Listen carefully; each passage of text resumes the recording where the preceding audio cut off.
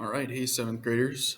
Today you're going to learn about Section 5, Simplifying Algebraic Expressions through this video tutorial. Okay, this is the first one I'm doing, so you might have to give me a break here and then if I mess up at all. But you should have a Know It notebook sheet that I've passed out to you, and you can kind of follow along on that. There will be the main ideas on there. If you want to add anything to that sheet, please feel free to do so. So today we're going to learn how to simplify algebraic expressions.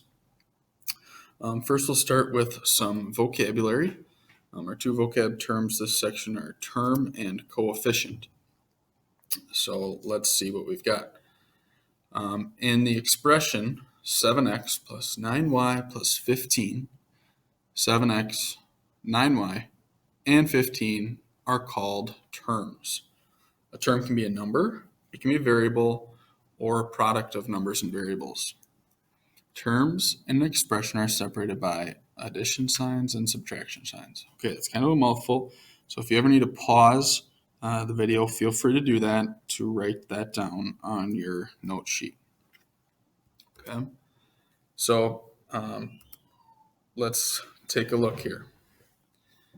In this expression, there are 1, 2, 3, 4, 5 different terms. Okay, 1, 2, 3, 4, 5. And as you can see, they're separated by addition signs or subtraction signs. So sometimes what I like to do is I actually just do this like squiggle to separate all my different terms at the addition or subtraction signs.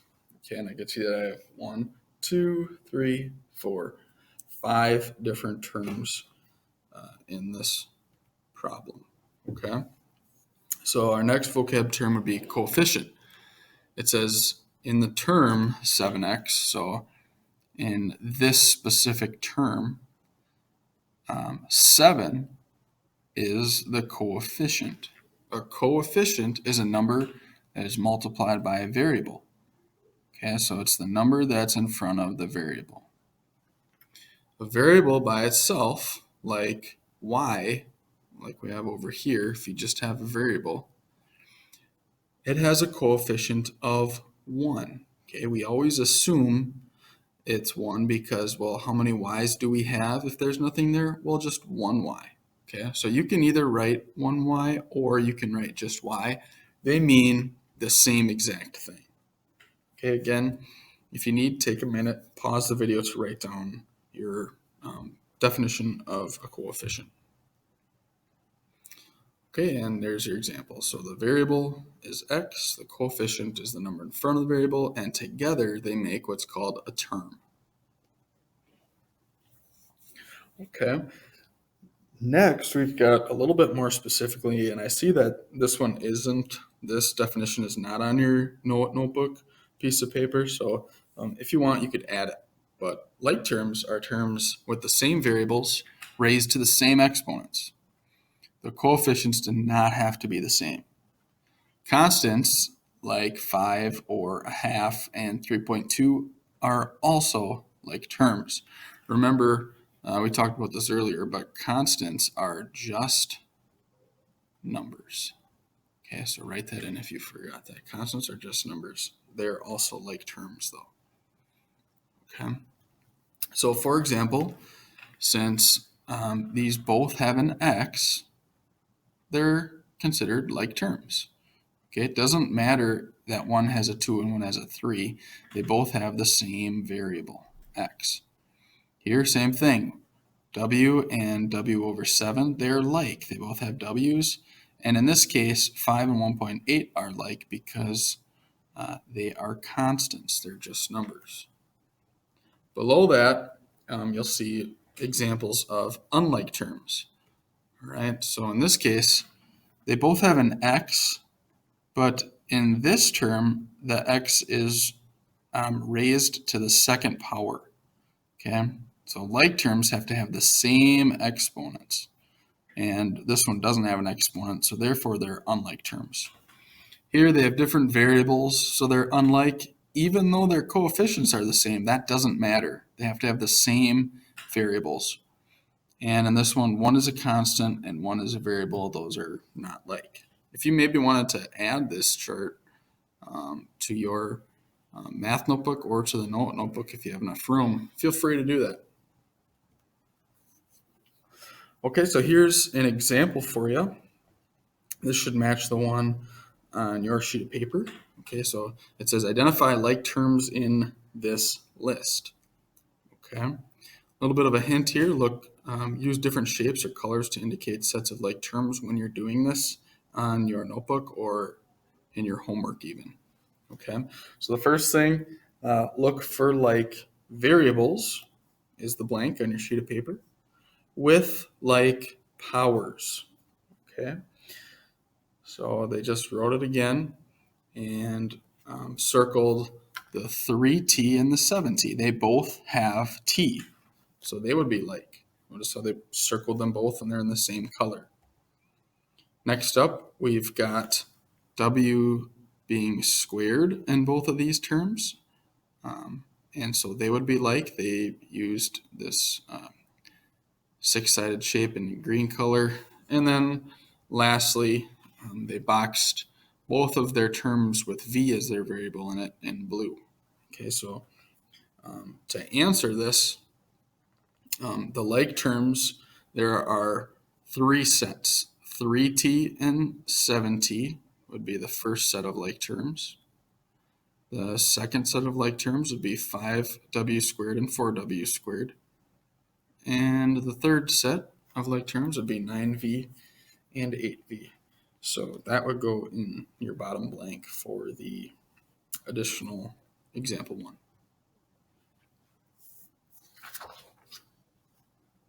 Okay, if you flip yours to the back, you'll see the check it out section. If you flip your piece of paper to the back to see the check it out section. Okay, and what I'd like you to do is pause the video, see if you can figure out the like terms, write them down on your sheet of paper, and then come back and play the video to see if you got the right answer. Okay, hopefully you had the chance to come up with something similar. So our like terms would be 2x and 8x. The next set of like terms would be 4y cubed and 5y cubed. And lastly, 5z and 8z are also like terms. Okay, here we've got a little bit of a reminder. It says combining like terms is like grouping similar objects. Okay, so if we had 4 x's or 4 boxes marked with an X, and we added 1, 2, 3, 4, 5 of those, we should get a total of 9. Okay, 1, 2, 3, 4, 5, 6, 7, 8, 9. Combining like terms is like grouping similar objects. You could also say there are 4 x's here, and if we add 5 x's, now we have a total of 9 x's. Good way to kind of visually see that. It says to combine like terms that have variables, add or subtract coefficients. I think this is important to write down. Okay, so maybe write that somewhere on your notebook or just in your math notebook. To combine the like terms that have variables, add or subtract the coefficients. Remember, the coefficients is in front. So they take 4 plus 9 to get 5. Or, excuse me, 4 plus 5 to get 9. All right, let's try our next example. So flip back to the front side here, and it says simplify, justify your steps using the commutative, associative, and distributive properties when necessary. For letter A, it says 6t minus 4t. All right, 6t and 4t are like terms. Like is the word that goes in the box on your sheet of paper.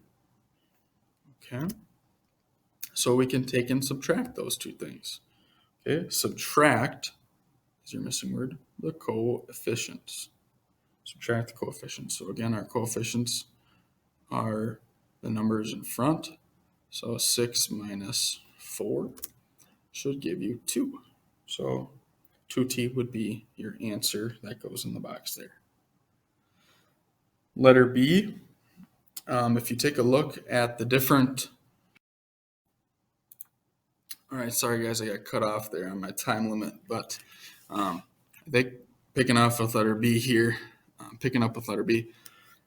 I was saying that in this expression here, I have three different sets of terms: 45x minus 37y, it's our second term, and 87 is our third term. What I notice about this is that in this expression, there aren't any like terms. The first term has an x, this one has a y, and this one doesn't have any terms. We cannot combine or simplify this expression at all. So in this expression, there are no like terms to combine, is what you need to put in the box.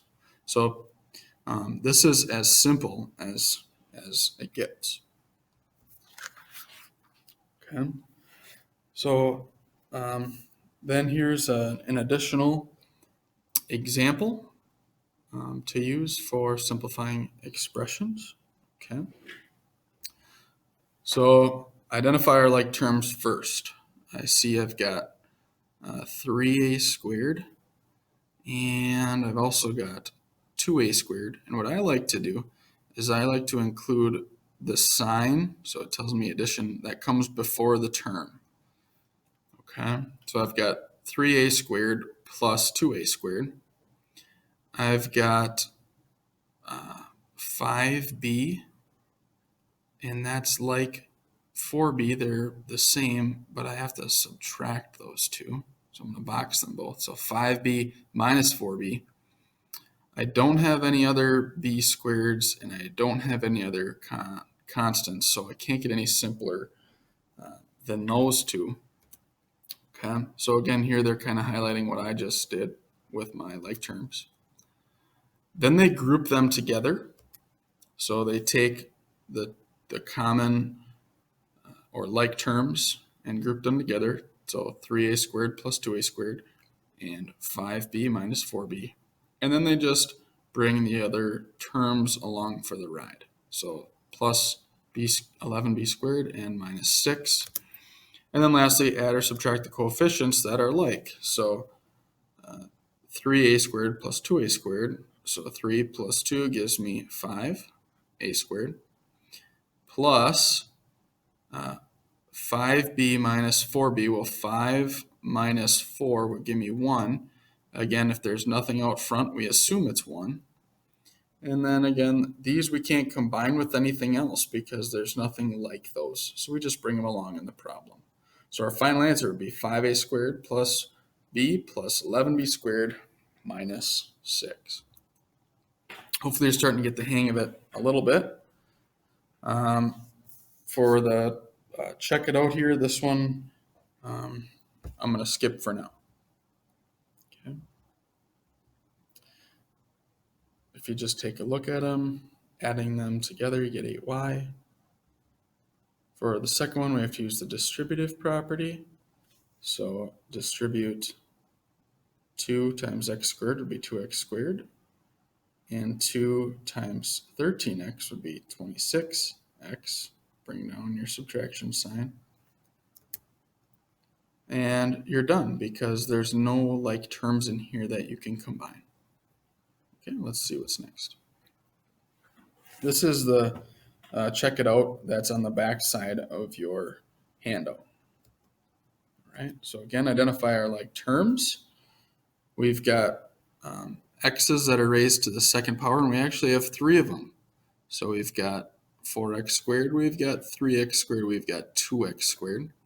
We've got y's that are similar, so 4y minus 4y and 5, there's nothing similar to that.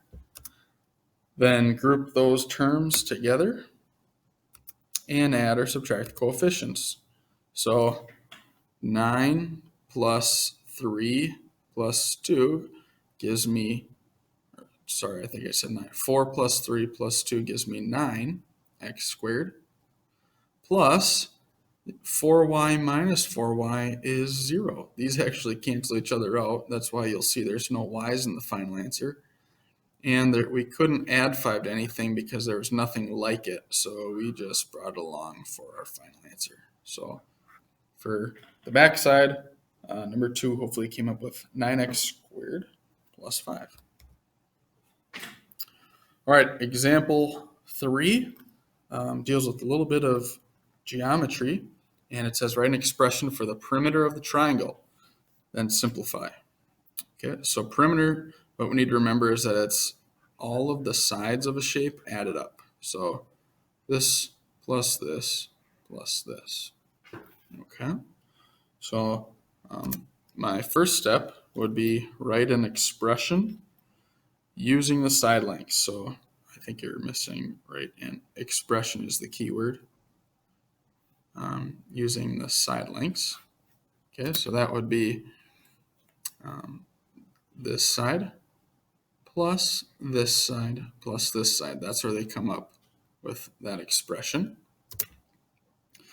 Then, like before, identify and group your like terms. So group is your missing term there.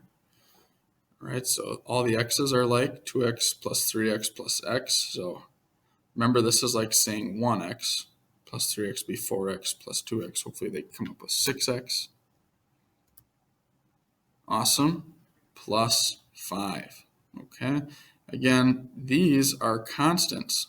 So these are like. So we can add our constants together. 2 plus 3 gives us 5. Final answer, most simple as we can get, 6x plus 5. Okay. Lastly, to finish up, write an expression for the perimeter of the triangle, then simplify. So again, pause the video, try it out, see if you come up with the same answer as they do.